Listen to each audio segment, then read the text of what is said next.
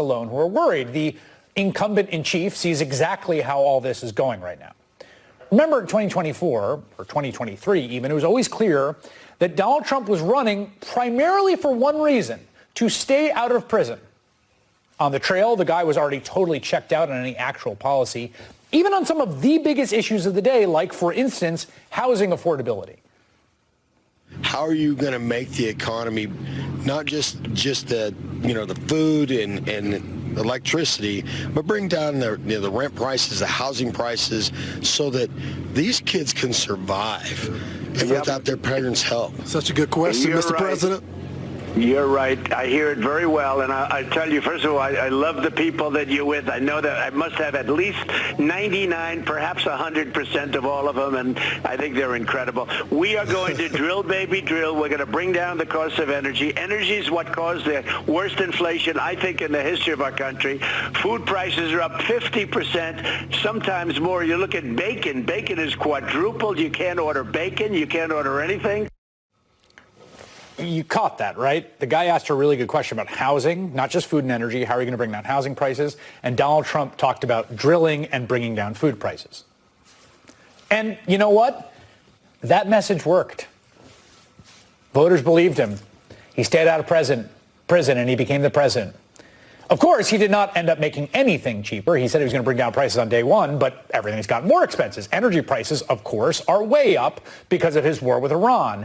And he hasn't done a thing about housing, even though there is real support across the aisle to tackle the issue. I mean, not just people in elected office, but from Elizabeth Warren to Ezra Klein to Josh Hawley to Tucker Carlson, there is a growing belief that we have to make it easier to build more housing. It just passed the House and the Senate by huge bipartisan margins, like 80% of the vote. In fact, if you watch the program, we had Senator Elizabeth Warren, who co-sponsored the bill on this show on Monday to discuss it when it passed the Senate. And even though Trump basically had nothing to do with it, and in fact, him having nothing to do with it was a big part of its success. Now, you may be asking, that's kind of weird. Why would Trump punt on what is, by all accounts, a very popular bill, a bill you could go and sell to the American people? And the answer is really, in large part, the main answer is that he just doesn't care. He couldn't care less. It would be impossible for the man to care less about whether your housing is expensive. In fact, don't take my word for it, he told the Speaker of the House, Mike Johnson, as much weeks ago, quote, "No one gives a bleep about housing," because Trump only cares about two things right now. He cares about building a bunch of stuff like his ballroom and his arch and the reflecting pool, and he cares about becoming a dictator and rigging the elections in order to become a dictator. His stated reason for punting on the ceremony today was he wants his voter suppression bill passed first. It's voter ID, it's proof of citizenship, and it's also the mail-in ballots. We want mail-in ballots for the military if they're away. We want them for people that are ill or people that are in some form handicapped or have a hard time, or people even that are on vacation. I'm open to that.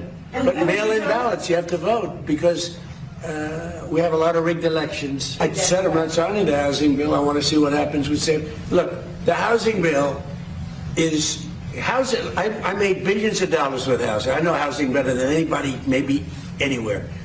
It's all about the interest rate. Lower the interest rates, you can have all the housing you want. But you have to understand, I don't want to hurt people that own houses too. Okay, there's a lot in there. I mean, the first is that he just cares about rigging the election and sabotaging free and fair elections, right? That's what he cares about.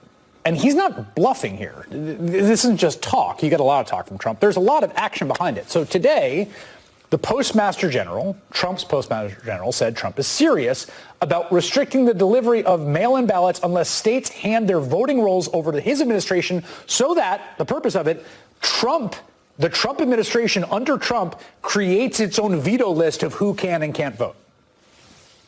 I think folks are understandably pretty wary of giving that info to the guy who, let's remember, already tried to steal one election. Now, you might be thinking it's been 6 years since Trump tried to steal an election, 6 years since he called up a state official and basically ordered them to do him a favor and nose around the election results. Remember the Georgia call? Well, no, that's not so. Trump already claims he directly interfered in the vote count in California's gubernatorial race last month. don't know. You know, he would have a great chance, but the election's totally rigged. California's totally rigged. All mail-in ballots. It's a disgrace. That's all nonsense. It's either lies or dementia or some combination of the two. You never know. Self-delusion. There is no evidence Trump actually altered the results, despite his implication. Maybe he's just lying. Maybe he never even called the U.S. attorney at all. He's definitely lying about the election being rigged in California.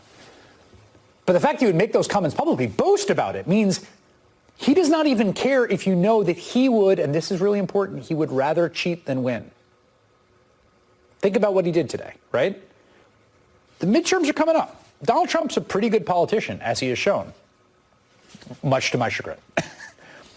A president who's concerned about persuading persuadable voters would make a big to-do about signing a bipartisan housing bill, the only piece of legislation that you signed that could really plausibly be said to address the affordability crisis, the cost of living crisis that got you elected in the first place. But he chose not to do that because he doesn't want to win. He wants to cheat. He doesn't actually care what the voters think because he wants to suppress the vote and control the electorate.